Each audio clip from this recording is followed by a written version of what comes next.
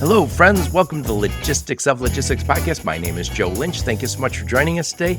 Today's topic is blind spots and bottlenecks, unmasking the hidden enemies of supply chain with my friend Briana Birkholz. How's it going, Briana? Oh, it's going just great, Joe. How are you? Doing great, doing great. So, Briana, please introduce yourself and your company and where you're calling from today. Sounds great. So, Briana Birkholz, well done on the pronunciation, Joe.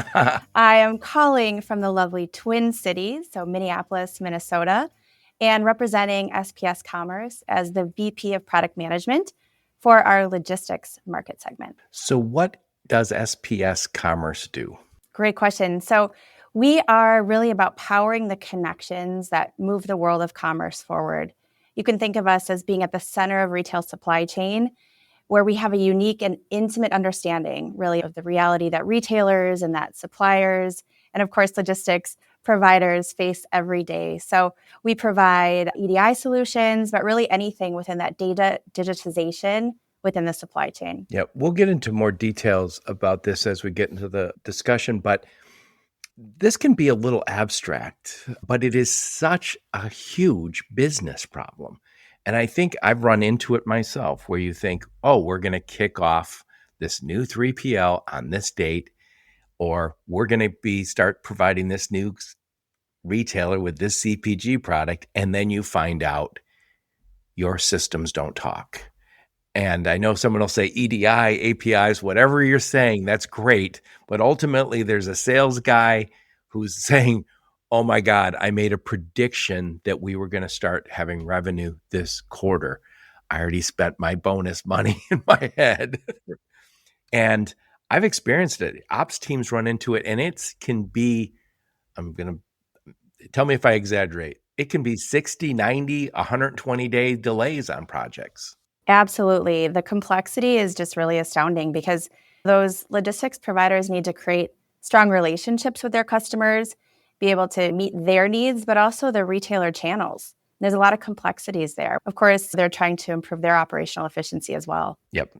So in a nutshell, what problem are you solving for your customers, and who are your customers? Yeah, so our customers are logistics providers, as I mentioned, as well as suppliers or brands and manufacturers, and of course, retailers. But at the heart of it, we're simplifying the logistics provider's ability to perform their role and proactively keep them in sync with their customers. So we take a full service approach to that. That includes guidance, support, technology to quickly and easily onboard their customers and serve them on an ongoing basis while they can continue to improve that efficiency. Yep. And today we got the title Blind Spots and Bottlenecks, but we had another title, which is the connected ecosystem. And we all love to say, oh, we have this connected ecosystem that helps you do blank and the flow and all that. But the reality sometimes is just the opposite. Again, that's why we picked the negative today, because I think, it is, and we also have hidden enemy in there, because this is so often missed. I can tell you, I was on a consulting project where we missed it and everybody felt foolish. And there's a lot of things to miss, right? It's that understanding the requirements, setting up, configuring, testing, just validating that the data flow is working as expected for all parties. So there's a lot of things that can be missed in that process. Yeah, I recommended a friend and introduced him to you guys. And I remember we were talking, it was a freight brokerage, and he said, oh my God, I hate this. We have a customer, and as soon as we're going to bring this customer on, they're like anxious. We're anxious because we don't make money till they're a customer.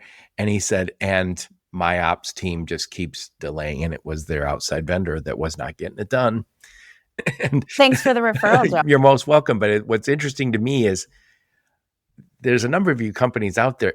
You guys fly under the radar. You're not. It's like the stars are the transportation management systems and the visibility solutions. But none of it works if they're not connected. Exactly. They have to talk together. So we may not be that primary interface in all cases, but it's really about simplifying that data flow, especially these companies have 3PL warehouses, have limited resources. They're maybe still trying to figure out their systems, their WMS, right? And so they want to be able to serve all of their customers, all of those channels really with one connection. And that's where SPS comes into play. Yeah. And when you talk about those big retailers or big manufacturer, those are the ones who started using EDI first. I don't know what year EDI came out, but that was the year that the automakers started using it and the retailers. So when you say, hey, connect to our modern new API, blah, blah, blah, they're like, no, we'll give you our EDI and you'll figure it out. EDI is very powerful. It meets all the needs and complex requirements, and it's fairly straightforward, right? While there can be a lot of things to miss in that, and obviously understanding all those unique requirements for every retailer channel is complex. The protocol, the EDI itself is not particularly obtuse to understand. So it is something that is really powerful. Yep. By the way, I don't think it's on our list, but I'm going to put it on our list if you don't mind. I want to talk about cybersecurity at the end of this too, because I feel like cybersecurity has become such a concern for the people we're working with. And I feel like if you're a warehousing company or you're a broker or trucking company, the last thing you need to be is the person who brought Exactly. the systems down. Yes, 100%. Yes, it is top of mind. Yes. It is absolutely top of mind for the supply chain in general. But to your point, a lot of the specific players, they don't want to be in the news. Briana, tell us a little bit about you. Where'd you grow up? Where'd you go to school? Some career highlights before you joined the mothership that is SPS Commerce. Yes, and what a journey it's been. So I grew up in Milwaukee, Wisconsin. I went to the University of Wisconsin-Madison and got a degree in engineering. So I think you could say I really started out thinking about efficiencies and systems, right? Industrial engineering and systems engineering goes hand in hand from really day one. And after a short stint at Kimberly-Clark in Neenah, Wisconsin, I moved to the Twin Cities, where I've been for the last, 22 years now in total, which is crazy. So I'm definitely a Minnesotan at this point. Minnesota and Wisconsin have that interesting relationship. I think you're in state schools, like Minnesota people can go to Wisconsin we have schools. reciprocity. Yeah. Yep, exactly, which is great. Yeah, we're definitely neighbors, friendly neighbors, which is You got the cold weather in common. we understand the challenges of that for sure. So in 2008, after some time at an e-commerce outsourcing company, I joined SPS Commerce. And honestly, I thought I'd stay just for a couple years to see what this tech meets supply chain world was all about. But I moved through various leadership opportunities in customer success and technology and strategy execution. And I've been able to really take on some interesting challenges. I've been able to lead global teams. I get to build a lot of things, right? Build teams, build systems, a lot of relationships, build strategy. A number of the roles that I've had here at SPS in the last 16 years have been new to the company because we have experienced such tremendous growth. And with growth comes those opportunities, which has been really fun. So that's definitely why I've stayed here. And now in the last year, I've really returned to my kind of efficiency and systems roots with a product twist, as I've been able to focus on logistics. And my new role really brings me the opportunity to help solve tough problems for 3PL warehouses and transportation providers. I can bring our vision to execution, and I can still optimize, which is something that is really core to what I enjoy doing. You can ask my family that, probably much to their annoyance. So this time it's really about optimizing our customer supply chains. As the title suggests, getting rid of those bottlenecks and those blind spots. Exactly. Yeah, and it's interesting because when I came, I'm an automotive guy originally, and I came to to logistics in 2009, 2010.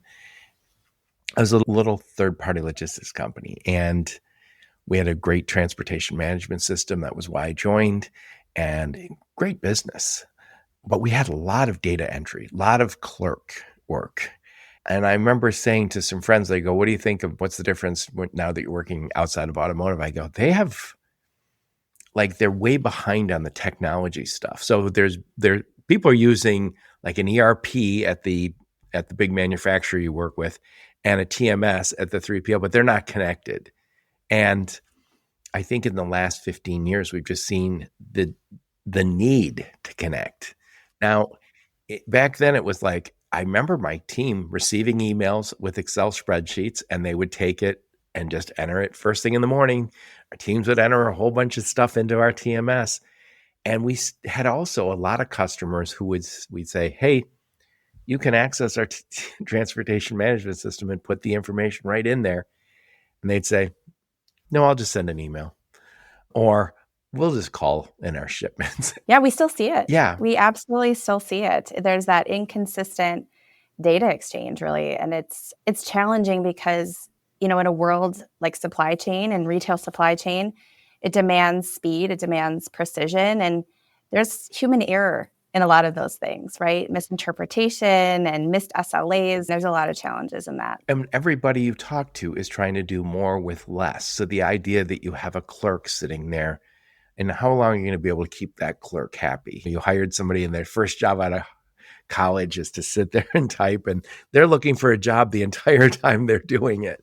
So we've had, I would say in the last 15 years, a lot of connectivity happen. But the last mile of this is tough. And it's really tough. I think, and please correct me if I go astray, because I'm going to speak in layman's terms. Before we had these integrations that were all very manual, and so they were all one-off. So you might call an expert like Briana and say, hey, when you're done with your current project in 6 weeks, would you consider connecting us to our new customer? And it might take 10 weeks, 12 weeks, whatever it took, and it cost a fortune. Absolutely. And I remember somebody saying to me, if we can find somebody to connect these systems, it's going to cost a fortune and it's not going to happen for months. And I was like, just, if you're on the ops team, you're like, nothing delays us months. And if you're on the revenue team, you are explaining to the boss what happened to those 2 quarters of income that is no longer there. Exactly. It's that delay of cash flow, really, because that speed to onboarding is speed to revenue for these players. So it's really important. Yep. So that's the first thing I had written down. With this topic, I have to leave the shallow end where I prefer to stay. So the first thing I want to talk about is inconsistent time to revenue. And you said it is a silent growth killer. Please elaborate. Yeah, the onboarding timelines for a trading partner, as I mentioned, delays that cash flow. It can also damage relationships, right? Because as a third-party warehouse, you've said yes to a brand, right? You said, yes, I can receive your inventory. I can pick, pack, and ship on your behalf. I'm going to meet or exceed your expectations, but also the expectations of your customers. And they expect a lot, and that doesn't come lightly. As we mentioned, there's a lot of complexities here, even though EDI can be simple.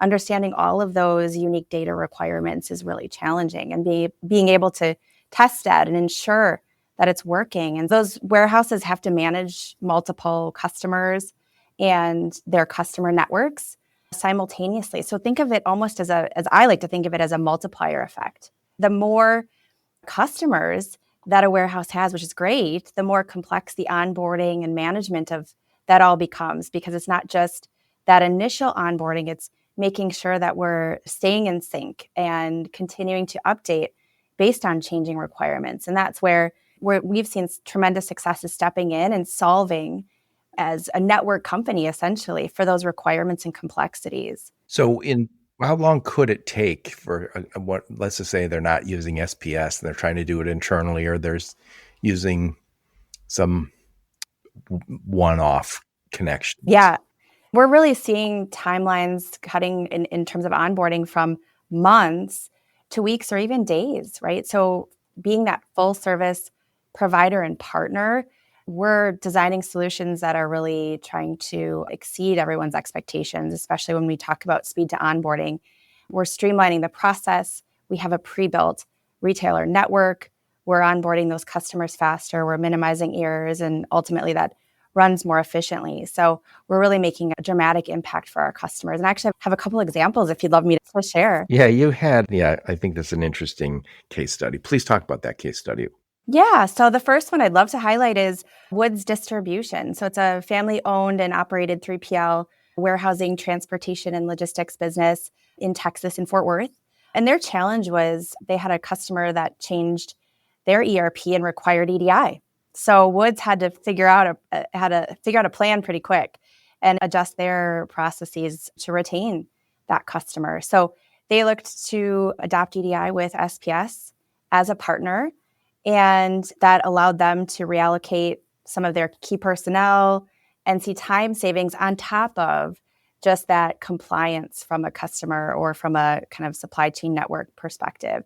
So their outcome was being able to onboard 50 new customers within the first 6 months without any disruption to their operations. So that's really, I think, a testament to their capabilities, the partnership that they built with SPS and our joint capabilities, and ultimately really led to new avenues of expansion for Woods by connecting them as a Texas-based business with thousands of other supply chain collaborators all over the world. So really proud of that one. Please correct me if I go astray. You could get a programmer who could connect one system to another. It's integrations. We used to talk about integrations all the time. We don't so much anymore. Am I right to say that SPS is more of a platform where you're already connected to a lot of manufacturers, CPGs, retailers, 3PLs? Exactly. When I talk about SPS as we're a technology company, we're a supply chain company, we're also a network company. And so those pre-built connections that we continue to maintain and really know, in some cases better than the retailers do themselves, allows us to be a platform where, again, we're bringing all of those customers and all of those channels to one connection on behalf of our customers that we serve. Yes. And I've done a lot of episodes on cybersecurity. And by no means an expert, but I pick up bits and pieces. And one of the things that people have said, the techies, always say is you need good hygiene, you need good best practices. And I always think the old integrations, people are still doing it that way, the one-offs. You're not necessarily having the best practices. You are leaving yourself vulnerable. And I think it's just a matter of time before the large CPGs, the large retailers, the large manufacturers say, you will be on these platforms because we trust these platforms because they are able to spend to meet our best practices to be completely as safe as you can be. And by the way, when we talk about cybersecurity, I always say it's when, not if, because they're some of the best companies in the world have been hacked. It can happen, but I think it's how do you respond to it? And you definitely don't want to be the low hanging fruit. So a company like SPS, you're like, no, it's not going to bother. Yeah, exactly. You want to minimize those vulnerabilities and those ways in. And you're talking about kind of the multi-tenant nature, the platform nature of what we do versus those point-to-point connections. And I think having that combined with a really robust security posture is something that really does insulate companies from risk. And like you said, you don't want to be the slowest gazelle in the herd. So we like to aim a little higher than that, but I think it's really important not to let those bad actors in through some of those doors. I think there's also, I'll mention, I don't know whether you guys work with them or not, I don't care. But if I'm working with a Target or General Motors or Kraft Heinz, I want to say that we are working with SPS Commerce and you're already connected there, as opposed to, hey, I got this guy, I found him on Fiverr and he's really good. Yeah, we're not trying to get just the cheap fly-by-night company that can technically do it. Hold up. And I can see, I don't know if they're there yet, but I can see, I'm from automotive and I always know there was always the bar was getting higher and higher who you could work with. And I remember they would say, you can't work with these guys anymore. And it wasn't like it was a bad company. It was just small because they weren't global. And you have to have the resources. They pick best practice. Exactly. Yes. You have to. And we like to say, whether it's security or other SLAs in terms of data exchange and transmission, or even just best practices and understanding of the retail supply chain, we aim to be a leader in all of those areas and really provide on behalf of our customers. We serve customers that are those small brands that are just starting out and just emerging, all the way up to big enterprise. And whether that's retailers or suppliers or third-party logistics companies, manufacturers. So we need to serve them all and meet them where they are and do the best that we can on their behalf, while also helping to really share and take a leadership stance with them in terms of what is needed to be successful in this space. We've got another case study that I want to talk to you about, which is Arcadia Cold. And this is, again, the inconsistent time to revenue. Is it going to take me 2 months or 6 months to get Right. connected. Yeah. Exactly. So I wanted to highlight Arcadia because Arcadia, for those who don't know, they're a cold storage really innovator in the food industry. And we work and partner with a lot of third-party warehouses that are facing high growth projections, which is outstanding for them, right? That's incredible. But they need to be able to increase their automation and standardization to be able to onboard quickly, to be able to reduce their manual processes when they're onboarding new customers. And through their partnership with SPS, they were able to reduce their onboarding time by 60%. Yeah, really, really outstanding. It allowed them to establish themselves as a leader in the market. And that was great by offering their combination of leading edge technology and standout customer service. And they've been able to then show potential clients that they're committed to forward-thinking supply chain solutions. And they've been able to secure new business, new contracts with frozen goods leaders as a direct result. In addition to those very established players that are faced with some sort of technology change or challenge within their kind of trading partner network, or those emerging players that are looking to grow, I think we've really demonstrated that we're a provider and a partner for them. Yeah, and when you say they're getting that done, save 60%, that's time. Another way to measure that is revenue, because that is 60% sounds great on anything operational, but it sounds a lot better when you put it into dollars.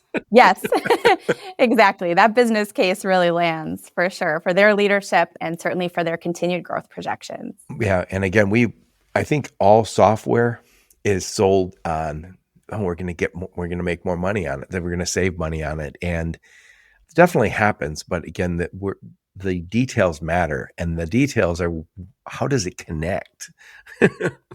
Yeah, absolutely. Like it needs to land. So there's another thing I want to talk to you about. I wrote these down because, again, I normally have to stay in the shallow end on this stuff. And it's the idea that there's no standards, no control, the cost of inconsistent order intake. What does that even mean? Yeah, Joe, I think you mentioned this earlier, where sometimes even if you're allowing access, let's say to a portal or a system, sometimes there's still a preference to take orders via phone, or, hey, I'll send you this email or this PDF. And it does lead to errors. It does lead to missed SLAs. There's a quickness and a accuracy here that is just imperative. And SPS, through EDI as one mechanism, but through really a variety of meeting people where they are, meeting players where they are, we standardize those formats across all partners. So our customers' teams can really do what they do best. They're either doing their warehousing operations or they're the transportation provider. They can work smarter at that, not harder at standardizing those connections. Right. And so this inconsistent order intake speaks to something that isn't happening via the system. It is happening via email or manual. In many cases, absolutely. Yes. Yeah. So again, another case study I wrote down here it's Symbia. Yes. Yeah. Symbia Logistics. So they're a family-owned critical player in the 3PL space, offering high quality suite of services for a tremendous amount of time. I think it's over, over 30 years. And their challenge was they were looking for new solutions to streamline their omni-channel data exchange experience. They wanted to simplify their supply chain. They wanted to promote visibility into their data. They wanted to increase the customer onboarding speed that we talked about. And that really required for them, in this case, a new WMS solution, and then a partner and a plan to be able to execute that. And so they chose DePasco. So this was actually really an interesting joint case study with Symbia and DePasco. And we were able to provide one point of connection, as I mentioned earlier, and that led to a more stable supply chain for Symbia. So they had no more like orders falling off, better communication and visibility into their supply chain. As I think I said earlier, customers are using SPS not just for EDI, but to simplify their data flow. And this is definitely a case where I think we were able to do that for Symbia. When I talk to people in the warehousing business or warehouse management, I always say there was never a sleepier business than that until a decade ago. All of a sudden, it was when e-commerce hit. All of a sudden, warehousing had to wake up. If you had walked through a warehouse 20 years ago, and I did, They're always dusty. There's stuff there from World War II on the shelves. Like there's not a lot of organization. And now we see warehouse management systems and so many drones and so much. It was at Manifest. I was amazed at what's going on in warehouses now. But when I ask people in the business, what percentage of warehousing companies have one location? I always hear about 50%. And there's nothing wrong with that. That's great. I just spoke to a friend of mine. He has one location and they're killing it. But it probably means you don't have a huge tech team. That's sometimes the problem. Even really well-established logistics companies say we don't necessarily have the tech in-house. And so when you get that challenge where somebody says, hey, we need that integration, you're outsourcing. And if you're outsourcing to one guy and taking a big chance. Yeah, we want to be that the differentiator for us is that full service provider. Yeah, exactly, that partner on an ongoing basis throughout that entire journey. No matter what you're doing in this business, if you're a shipper and you're selecting a 3PL, you have to say, that 3PL is going to be my partner. We're going to ride and die. And tech, you need tech partners increasingly, visibility partners. A lot of people have outsourcing partners that, in Philippines or Colombia or wherever. You got to partner up. Nobody wants to be the guy who tried to develop his own software and tried to do all the things that experts can do better on the outside. And this is a perfect example because you don't have that work every single day. Even big companies Right. don't. Yes. That's not your core competency, right? If it was, then you would be probably in a different business. So it's trying to find that leader that you can back to trust, finding a leader that understands this business and can guide you through the process and be there at every step of the journey, I think is really, really imperative. So when we talk about EDI, we're talking about this is the message you can get from the retailer, from the manufacturer that you're working with. And if you're a 3PL, you want to be able to connect to it on behalf of your CPG or whoever you're working with. And EDI is not EDI. It's not the same everywhere you go. So one retailer might be very different than a manufacturer, might be different. And they all have, so there is no, here's the standard for EDI. Please. You are, it's music to my ears that you understand that, Joe. Yeah, EDI is so different depending on what type of player you're talking about, what specific entity or retailer, for example, and even within a retailer, what order management or fulfillment model you're talking about. So there's so many requirements and they're constantly changing. So EDI is not EDI, and it can be really challenging. And compliance ultimately for the warehouse to be able to achieve, again, with their customer and all of those retailer channels is really hard. So understanding all of the different rules and requirements for packing slips and shipping labels, all the routing guides, the advanced ship notice timing, there's so many pieces of that puzzle. And again, that's not necessarily a core competency of a logistics provider. So if they can partner with someone like SPS, we can maintain that on their behalf. We know that. We know those requirements, and we can be able to handle all of those unique challenges and those unique needs for every single retailer channel. Yeah. So when somebody says, hey, we want to connect XYZ company and we got a guy who's struggling to do it, you're like, we do it every week. Like your guy's trying to figure out how to do it the first time. We do it every week. And I always say the same thing, no matter what you're doing in this business, you don't want partners who are learning on your dime. No. And you don't want to do it trial and error, right? Because that cost of non-compliance can be really challenging, whether that's chargebacks, strained relationships, lost shelf space. There's so many things that can happen as a result of not being compliant. And so that, not to mention just not getting an A with your retailer. So that matters to those brands. So we really help to meet those requirements the first time with that automation, that document generation, that validation. And again, we have that pre-built network of retailers. We have the ability to really know what's going on each and every day in regards to changes and things like that may be happening. Yep. I did a podcast not too long ago, and it was on the CPG supply chain. And it was talking about some of the real challenges that they're facing. So if you think of CPGs, again, Procter & Gamble, Unilever, Nestle, Kraft Kimberly Heinz. Clark. Yep, Kimberly Clark. And they used to be just brands. Now they tend to be portfolios, companies where they are always getting rid of one company that's got old in the tooth and bringing in typically an organic or a premium brand. So even before COVID, there was a lot of inflation in pricing for CPGs, and the retailers were very upset. This isn't very generalized, but in general, the CPGs were very angry about the cost increase. And since COVID, everything is way too expensive. It feels like half the conversations I have with friends and family is, went to this restaurant and all we got was, and it cost, I hear that all the time now. And I went to the grocery store and I bought 3 things and it was this much. I think we're all much more sensitive to price right now. And during COVID, some brands excelled, were able to stay on the shelves, others weren't. We always hear on time and in full, OTIF. The big retailers they're low margin businesses, and they are getting more and more demanding for the on time and in full, because if you don't have the product on the shelf, nobody makes money. Exactly. And I always say the fine you might have got because you weren't on time and in full is nothing compared to the empty shelf and the customer trying your competitor. What we're talking about today is we expected you to be on our shelves January 1st, and now you're telling us it's going to be May 1st.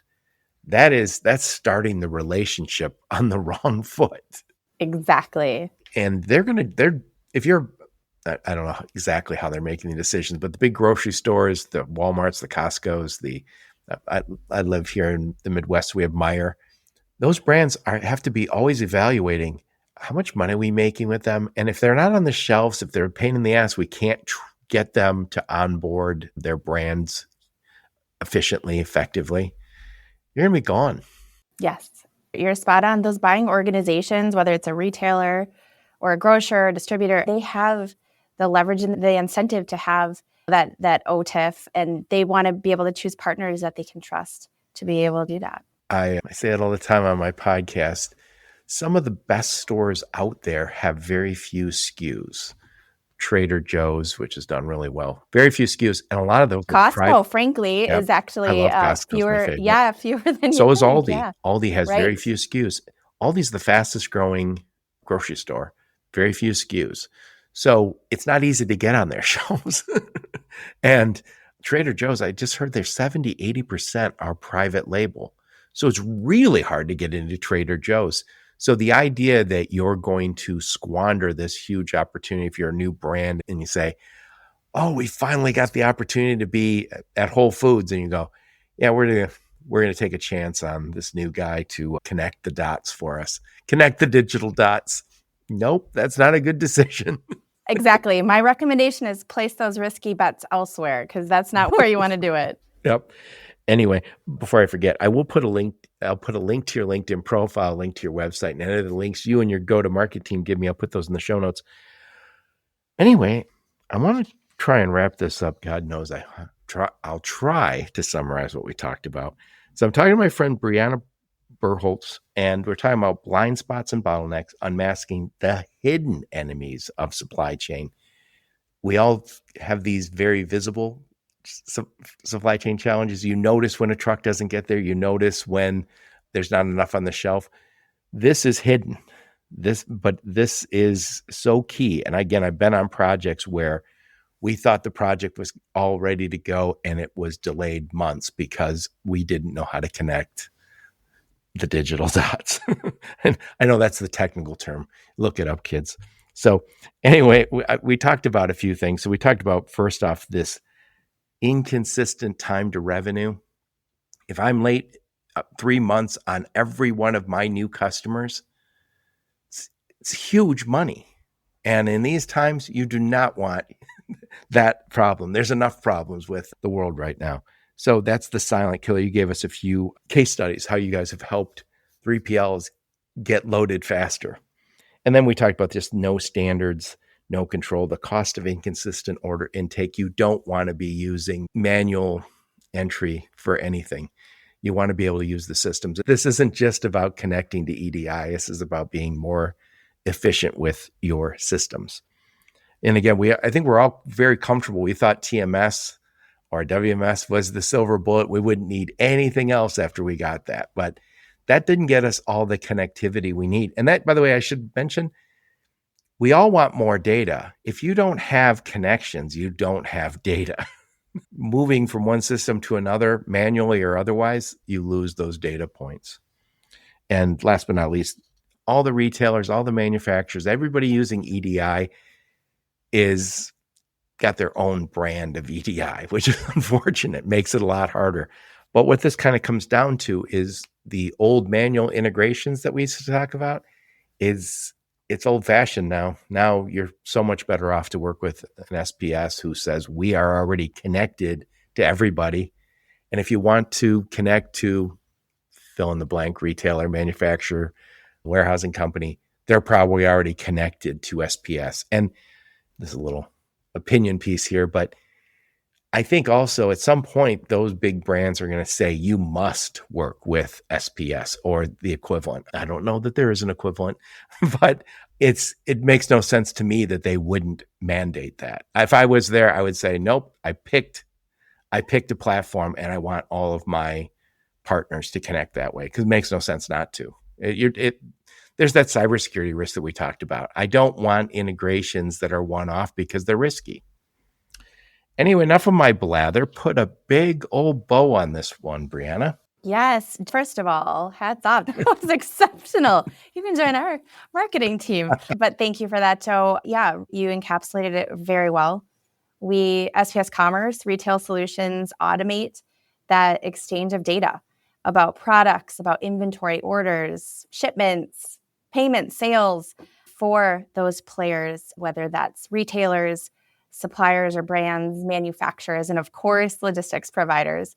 We're proud to say that we have more than 120,000 companies that around the globe that rely on SPS to make their trading partner relationships more collaborative and more profitable. And I think we touched on both of those elements of collaboration and, of course, the underlying need for profitability there. So it's all about all customers, all channels, and one connection. We feel we are the leader there as a network company that really knows retail supply chain and can be that full service partner. Wow. So 120,000 companies worldwide. Rely on us. Yes, exactly. Yeah. So there's a very good chance if somebody calls and says, oh God, I have to connect to this, you go, no problem. Even if it's somewhat, we mentioned some big brands out there, some big retailers, big manufacturers, but there's a very good chance that you're connected to the tier ones and the tier twos and the tier threes.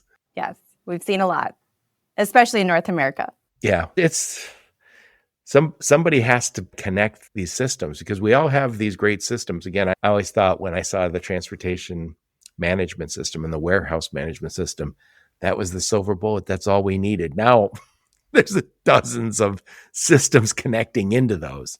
But yes, it's very powerful, right, within the four walls, but being able to connect to those outside parties is really fundamental for the optimization. Yep. Let's talk a little bit about implementation. So if somebody's listening to my podcast, and by the way, they always should be doing that, and they say, oh, I want to work with SPS, what does that look like once they're talking to you guys? Yeah, so they would work with our sales team, depending on what type of entity they are. So whether they're a buying organization or a brand or a logistics provider, either warehouse or transportation, they would work with our sales team. They would make sure that they're understanding what we offer and making sure that we understand the scope of what they need to be able to set them up with you got to connect to. Yep. Exactly. Set them up with the right solution. And then they will work with a implementation or onboarding team throughout their journey to be able to configure and test and validate, make sure they're comfortable, really. There's an education piece there too.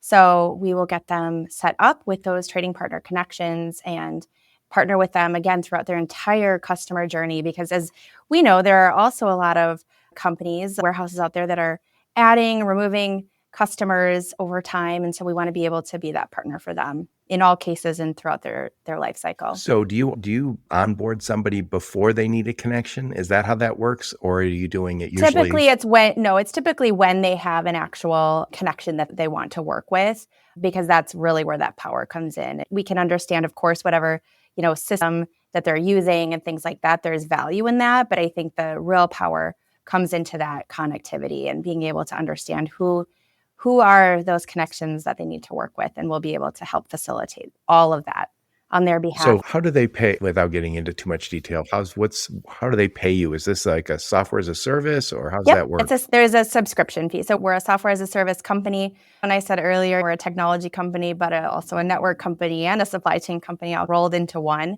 So there is a subscription fee. We're really, again, as that full service provider, looking to partner with them on an ongoing basis. And for all of our offerings, whether, again, regardless of what type of customer we're working with, we're going to be able to be that provider for their duration.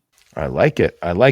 So again, I'll make sure I put a link to your LinkedIn profile, link to your website, any other links you and your marketing team give me, I'll put those in the show notes.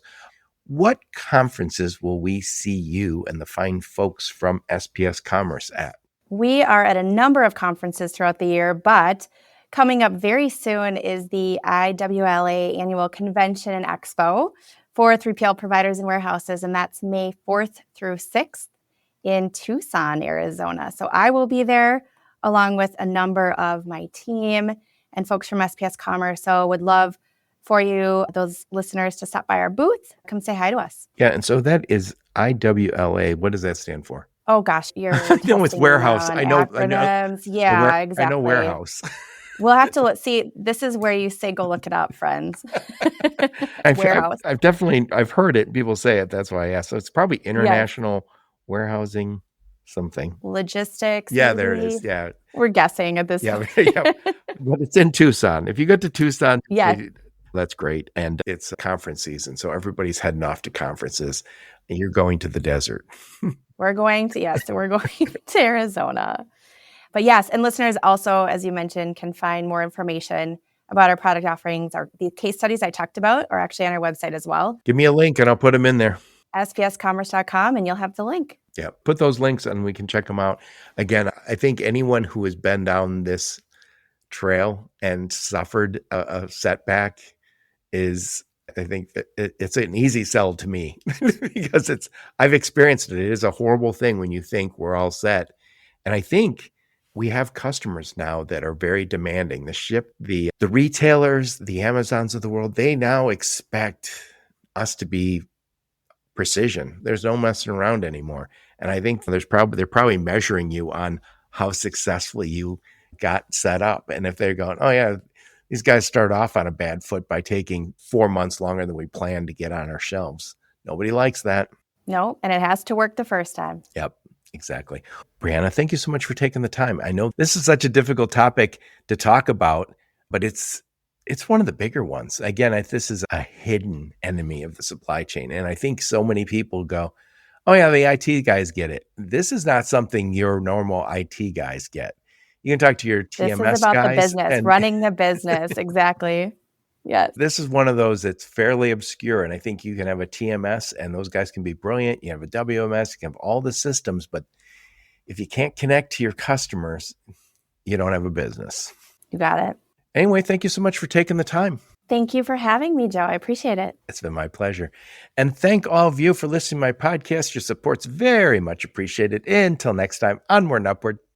You have been listening to the Logistics of Logistics podcast, where we engage with leaders in the logistics and supply chain community. If you like what you hear, please subscribe, hit the like button, and leave us a nice review on Apple or Spotify or wherever else you listen. Also, please check out our videos on YouTube and connect with us on LinkedIn. We're very big on LinkedIn. And you can also reach us on the logisticsoflogistics.com, our website.